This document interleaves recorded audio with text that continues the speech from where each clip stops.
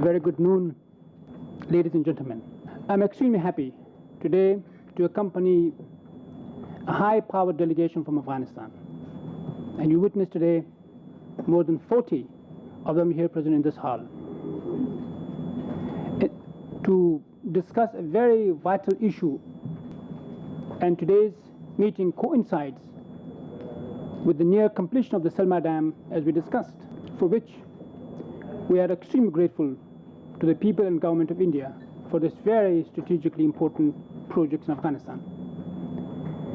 As you all know, once this project is operational, this will not only provide electricity, but irrigate a large part of our agricultural lands. The government of Afghanistan very soon, and we hope that it's going to be one of the model projects. Afghanistan power sector, if you see the key characteristics, one of the things which clearly stands out is that almost 80% of the power is imported, as we can see on the screen. The major sources of energy, domestic ones, are in fact diesel, and that's why it's very important that renewable sources are promoted, this being one of those efforts in that direction. The DABs, in fact, Afghanistan is also one of the key elements of their power sector development program is to establish a national grid. Currently there are two major grids, the NAPS, the northeastern and the southeastern, as you would have heard from Mr. Samaji's speech, and the effort is to integrate and build a national grid in Afghanistan.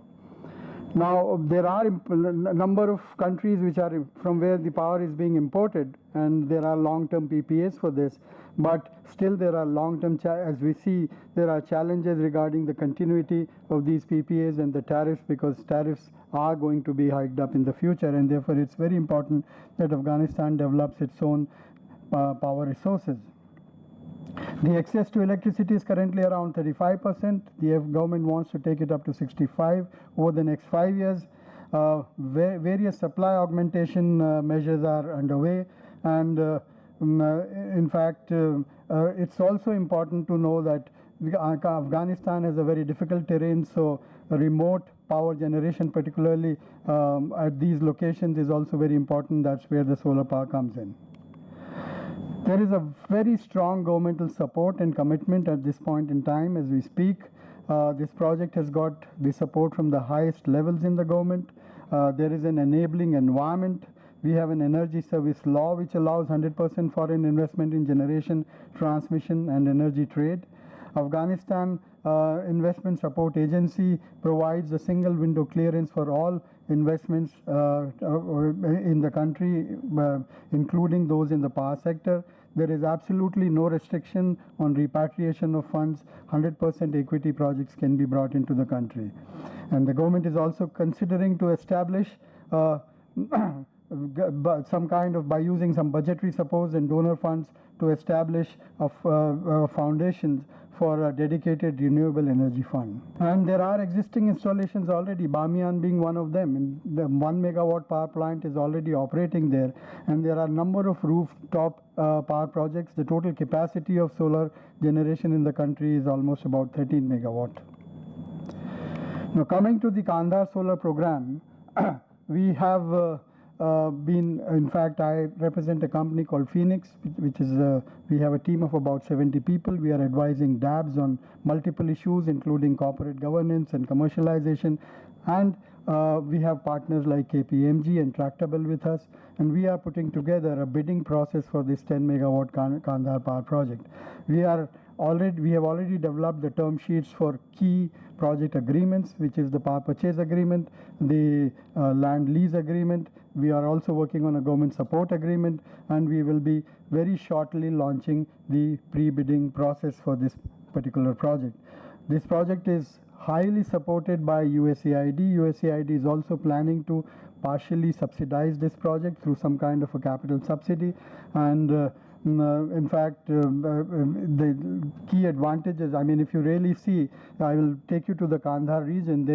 There are two 10 megawatt diesel power plants right now. There is one 10 megawatt Kajaki hydropower station, and this 10 megawatt which you see in yellow circle the G3, this third 10 megawatt unit is going to substantially reduce use of diesel in Kandahar area. In fact, a lot of diesel is being currently consumed. So at least during the day, this will be able to offload the diesel power plants and reduce the power cost to the consumers. These are the key advantages which are envisaged for this project: improving living conditions, meeting the increasing demand in Kandahar. Kandahar has a huge industrial load as well as domestic load. It is a very thriving kind of a city with almost about 10 to 20% growth taking place on a year-to-year basis. This will provide a cost-effective option, so it will displace diesel generation.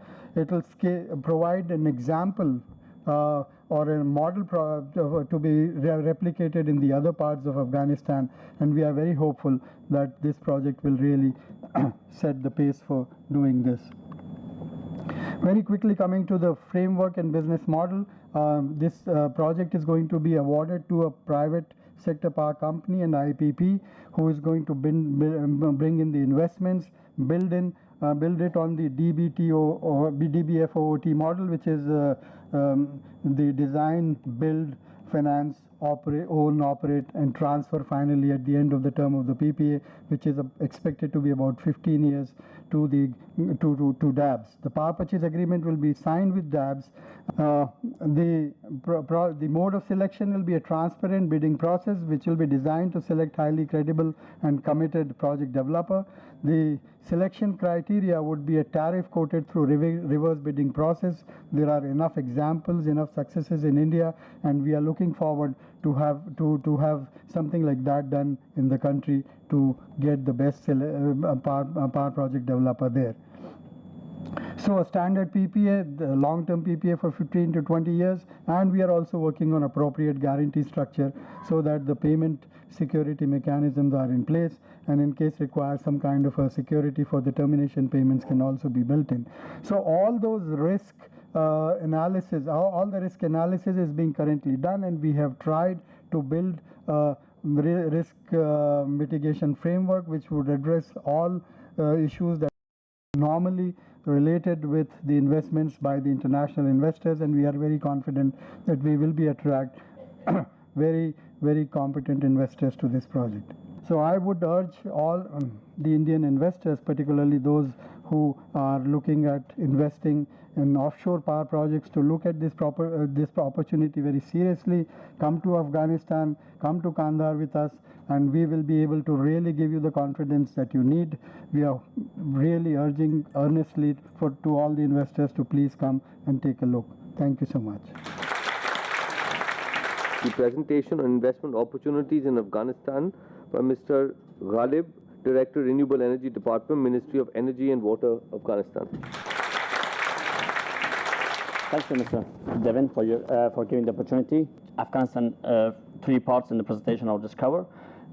Basically, in Afghanistan, we have energy services law, which has already been approved by the cabinet. Of course, is on the process to go to the parliament for approval. Energy sector, power sector master plan we have, which has already been drafted, and then we're working on using that based on a policy plan. National energy policy we have as well, which is already drafted and in the process to be approved. But renewable energy policy has already been approved as well. So that's based on that we're working with the presentation you have seen from our Phoenix friends, that how much energy we can use in the next few years. We have a strategy. We have, of course, the investment plan for the energy security for Afghanistan as well. Just give you an overview of exactly how much potentials. We have 23,000, of course. Some of the figures you might hear, 23 to 25,000 is only one of the rivers, which is the data is too different. Some of the data says 25, some says 23, so it's potential of hydro.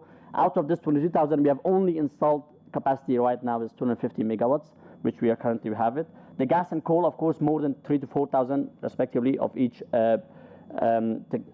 resources we have been estimated. Of course, has been surveyed, has been done. The wells has been drilled, only 12 wells in different parts, so you can gas as well. You can generate. We are working off a 50 megawatt PPP model for the bulk between the Afghan business and, of course, IFC of World Bank is under process to be having soon probably. So that could be either gas project will come for the IPPs or the solar projects. So one of them will be the first to come soon. But based on the timeline I can see from your presentation, I'm sure the solar will be much sooner. We will we will see it. Just come to solar, of course. As you said, you've heard this, how many days we have solar. It's an estimated 222,000 megawatts potential of solar we have out of this data. We have the maps, we have the data available for different provinces, where we have the demands already been calculated. We have projects from 5 kilowatt up to maximum 1 megawatt. But Afghanistan projects are a bit different from India. India, why they have been gone a little bit too much in solar, because everything is on grid. One of the major infrastructure we have, our grid system is not, of course, centralized. We have island systems. So we have from neighbors, there are some restrictions on that. But we are looking more off grid. Our priority is to go where the grid doesn't go. We try to go as well. So apart from this grid connection solar systems, we are looking for Indian companies to concentrate more on off-grid and look for storage as well. So we need electricity in the nighttime as well. For MHPs, of course, Excellency Minister from MRD has explained. They are doing, of course, up to 100 kilowatt, but of course we have projects from 5 kilowatt, and most of them by MRD, up to 500 kilowatt, which are Ministry. That as well as more off-grid systems as well in MHP we have done. Nearly 600 megawatts has been identified, 125 sites. We have projects available for investment on that from different capacities. When 158,000 megawatts has been projected, of course, out of this 68,000 megawatts is feasible based on infrastructure of Afghanistan. We have wind monitoring towers has been installed 16, which collecting, we have the data from the last 2 years data we can share with you, which Afghanistan has one of the most good wind area in this region compared to our neighbors. Biomass, of course, more than 4,000 megawatts has been estimated. The biomass we are doing in three source, of course, municipality solid waste, agricultural waste, and as well as the animal waste. We had the fact sheets. We have the waste to energy proposals for 2 provinces, for Balkh and Mazar Sharif and Kabul, which was also open for the private investors to come and invest in that. Geothermal, Afghanistan is situated, it's really one of the spots we can use the geothermal energy. Nearly 70 spots has been identified, and there's 2 studies available if anyone want to get more details. So regarding the government, I've just said in detail that we have regulatories, we have coordinations, we have also demonstration projects. So the platform has already been established.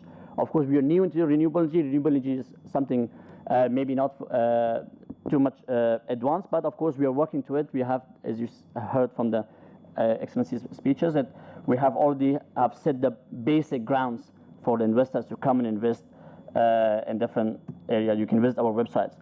When we say renewable energy, we're not talking about Ministry of Energy and Water. We are a huge sector, of course. You work with the health, you work with agriculture, that's direct beneficiaries and indirect beneficiaries.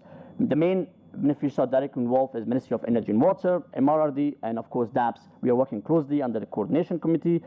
But of course we have male agriculture ministry. Of course, any waste to energy from the animal waste, as well as for the agriculture, we can utilize electricity. From municipalities we have for the waste energy, and universities, and of course as well as the schools. We are looking to not only in the generation, with the Indian governments, we're looking for has more trainings, and of course more field trips, more studies for the students, of course, and as well as for our graduates. That will bring security to the area and of course health improvement. We have ICE Committee, Interministerial Commissioning for Energy, who's doing all this coordination right now, and international communities we have overall focus on all of them. As we said, DAPS is doing, are the owners of every major power plants, or right now the dams. Ministry of Energy and Water completes the projects, implemented, and then handover, of course, it will be the operator goes to DAPS.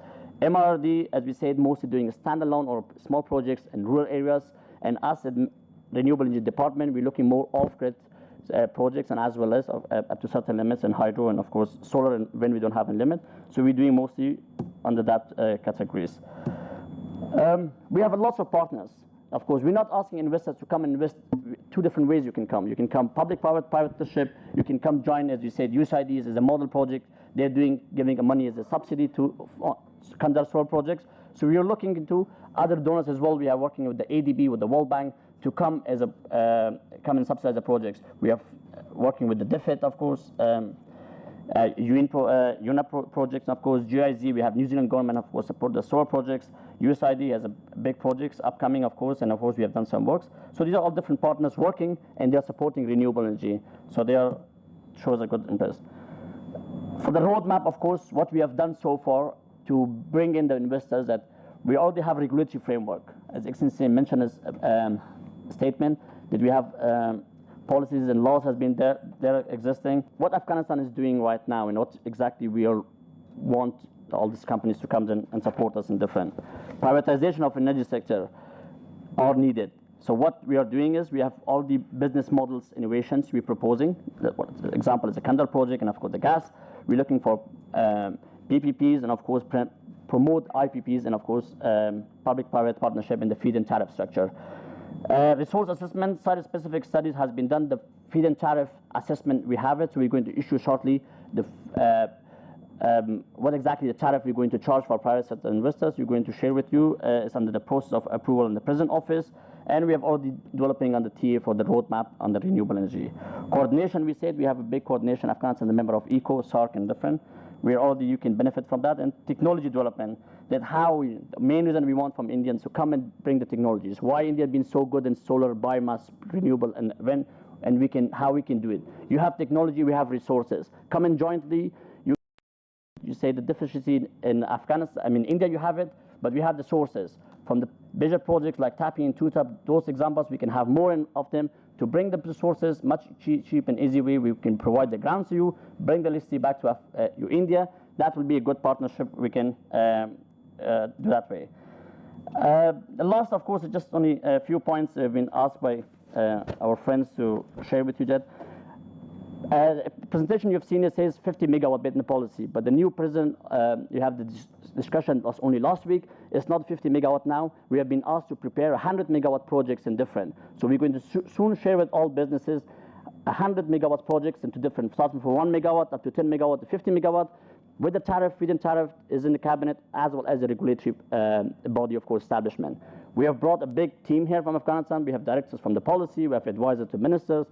We have also from the President Office. That shows the commitment that we are here. If to come, will of course work with us. There's all the Indian companies working. I'm sure security will not, if that security would have been bad, as Ambassador Sana have just said, they wouldn't be there. So of course that shows that we are committed to work with you guys, and of course we're looking forward for your more support and investment soon in Afghanistan.